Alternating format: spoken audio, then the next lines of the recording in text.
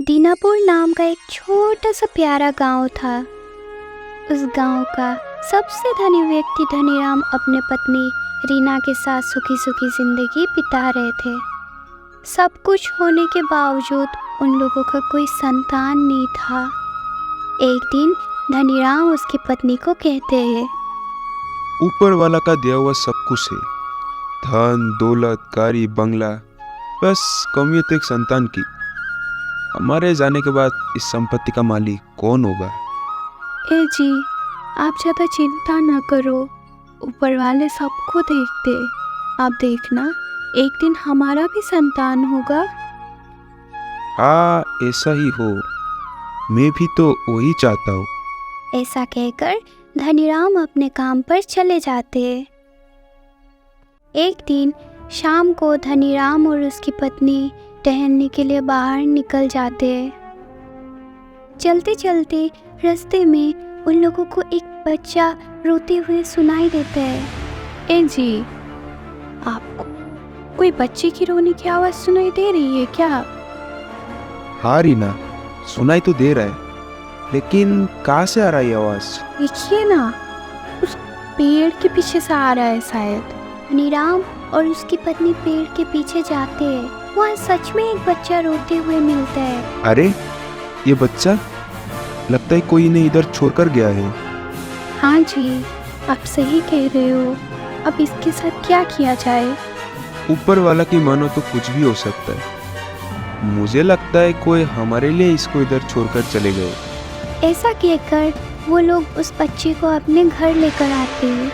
उस दिन से धनीराम और उसकी पत्नी उस बच्चे के साथ खुशी खुशी जिंदगी बिताने लगे। समय गुजरते गया। उसके अगले ही साल धनीराम का खुद का एक बेटा जन्म लेता है। धनीराम मानो खुशी से चमक उठा। देखा रीना, ऊपर वाले ने हमें दो हीरे जैसे बेटे दिए हैं। इससे खुशी का बात मेरे लिए और क्या ही हो सकता है। हाँ जी, आप सही बोल रहे हो। अब हम दो और हमारे दो हो गए।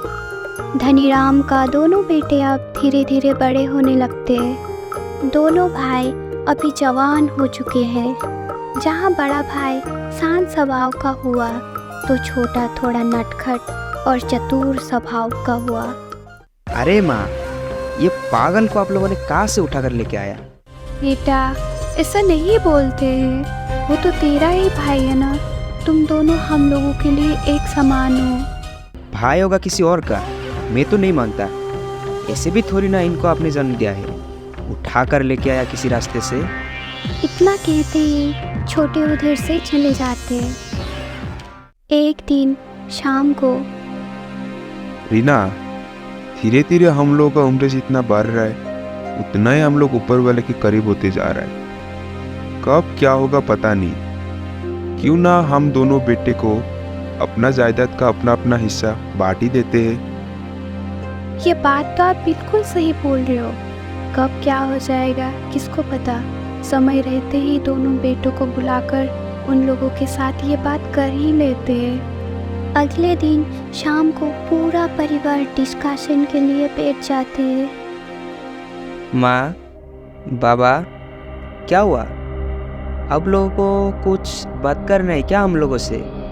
हाँ बेटा, अभी तो हम लोगों का उम्र हो रहा है। ना जाने कब क्या हो जाएगा किसको पता। समय रहते हुए तुम दोनों को अपने हिस्से की जायदाद बांट देते हैं, ताकि तुम लोगों को बाद में जाके कोई परेशानी ना हो।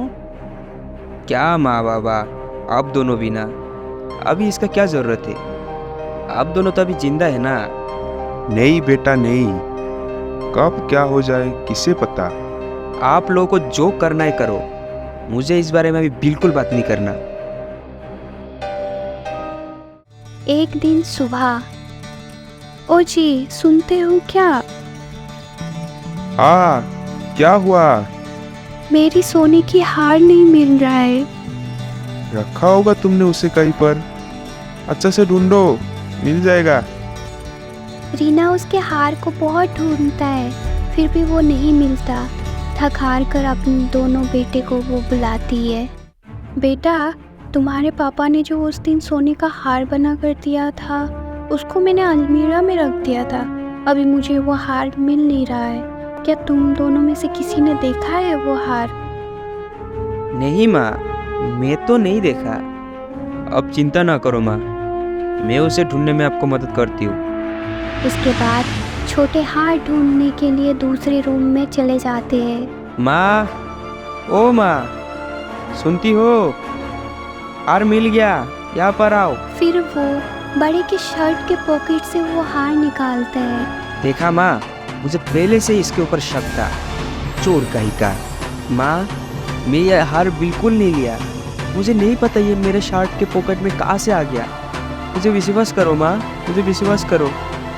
विश्वास और तुझे, कौवा, जाहिल, चोर, रास्ते का भिखारी, निकल जा मेरे घर से अभी। हे ऊपर वाले, ये सब मैं क्या देख रही हूँ? उसके बाद बड़े अपने घर छोड़ के चले जाते हैं। एक दिन छोटा बाइक लेकर कहीं पर जा रहे थे, उतने में ही उसका एक कार के साथ एक्सीडेंट हो जाता है। ठीक उसी समय बड़े उस रास्ते से गुजर रहे थे। भाई को वहाँ पड़ा हुआ देखकर वो तुरंत उसे अस्पताल लेकर जाते हैं। जब छोटे को होश आता है तो वो देखता है कि बड़ा भाई उसके पास खड़ा हुआ है। इतने में उन दोनों का मम्मी पापा भी उधर पहुँच जाते हैं। बड़े भाई, मुझे माफ़ कर दो। मैं ही उस दिन जानबूझकर मम्मी का हार तुम्हारे पॉकेट में रख दिया था। मैं लालच के चक्कर में अंधा हो गया था, इसीलिए तुम्हें घर से निकलने के लिए मैंने वो सब किया। माँ, बाबा, अब दोनों मुझे क्षमा कर दीजिए। उसके बाद पूरा परिवार खुशी खुशी घर लौट जाते हैं।